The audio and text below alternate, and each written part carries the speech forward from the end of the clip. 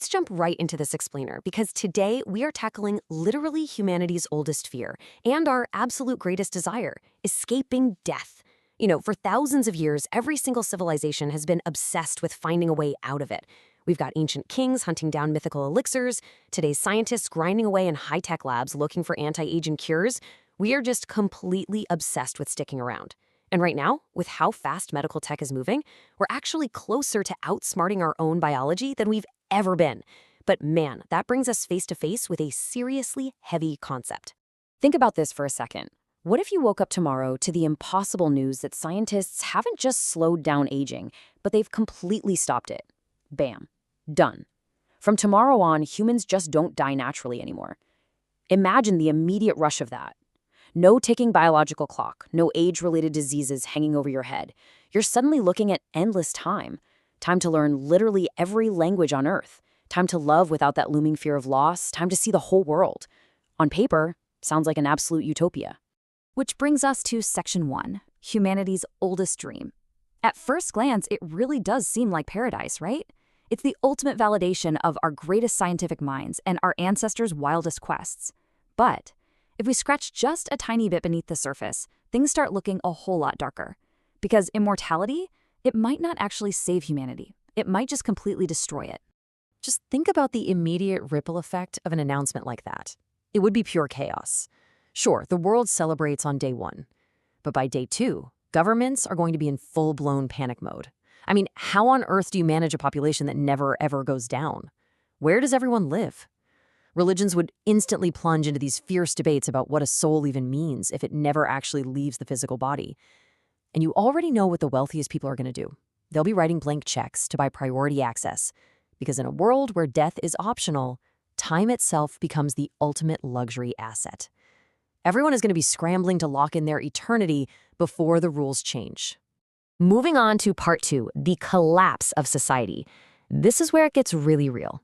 Because when you actually sit down and think about it, literally everything we've built as a civilization relies on the fact that people eventually die. In our normal mortal society, we thrive on this cycle of creative destruction. Careers, retirement, inheritance, the whole system assumes people eventually move on and make room for the new folks. Death, as grim as it sounds, actually brings renewal. It forces generational turnover. But in an immortal society, without that turnover, things stagnate incredibly fast. Just picture a world where the most powerful people stay in power forever. Politicians never leave office. Billionaires just keep hoarding wealth and real estate for centuries, while new generations are left fighting for the literal scraps, with no space left to build their own lives. Social mobility would just completely hit a brick wall. All right, shifting gears to Section 3, the burden on the mind. Looking inward, we really have to ask ourselves, could the human psyche even handle an infinite lifespan? Think about who you are right now. Your entire identity is built on your memories. And a huge chunk of human motivation comes from knowing our time is limited. We hustle, we chase these ambitious dreams because life is short. We cherish specific moments because we know they're fleeting. If you just delete that limit, does ambition vanish? Do we just put off actually living because, hey, there's always tomorrow? Plus, our brains literally aren't hard drives with infinite storage. We have biological limits. Which brings up a really unsettling question about the data stored in our heads. Say you live to be 1,000 years old. What actually happens to the memories of your first 100 years? Your childhood, your first love, those struggles that made you who you are? Do they just fade out? If your brain runs out of physical space and starts overwriting old data, immortality might slowly erase the very core of who you were. Decade by decade, you lose that emotional tether to your own past. You live forever, sure, but the you who started the journey, they'd be long gone. You'd basically become a stranger walking around in your own internal body. And that leads to this inescapable, profound psychological crisis. Try to imagine living for millennia. You'd literally watch entire civilizations rise and then crumble to dust. The languages you grew up speaking, gone, dead. The world would become completely unrecognizable to you over and over again. Honestly, we already struggle with loneliness and finding meaning in a normal 80-year lifespan. If you outlived every familiar place and watched everyone you ever cared about vanish into history textbooks, immortality wouldn't feel like a gift anymore. It would become the ultimate, most agonizing form of isolation. Let's zoom out even further, because guess what? Immortality doesn't stop the universe from doing its thing. The universe itself has an expiration date. Eventually, the sun is going to expand, the oceans will boil off, and Earth will be totally uninhabitable. So what happens to our immortals then? Are they just floating out in the dark, cold void of space forever, watching stars burn out in total silence? Our brains evolved for survival, not eternity. True immortality wouldn't just be painful, it would likely break the human mind entirely, because endless, infinite repetition just destroys all meaning. So, Section 4, the science of forever. The big question is this all just a fun philosophical thought experiment, or could this actually happen? Well, radical life extension might not be science fiction for much longer.